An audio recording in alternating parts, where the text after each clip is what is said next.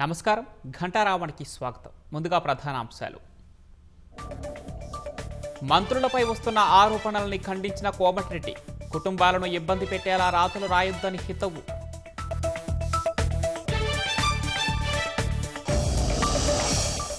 సంక్రాంతికి పల్లెబాట పట్టిన పట్నం వాసులు, ప్రయాణికులతో రద్దీగా మారిన ప్రధాన రహదారులు.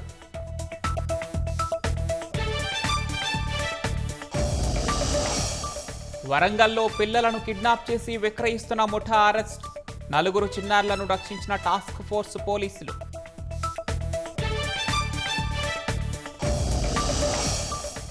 జననాయకన్ సినిమా విషయంలో విజయ్కు స్టాలిన్ మద్దతు, కేంద్రం సిబిఎఫ్సిని అస్త్రంగా మార్చుకొందని ఆరోపణ.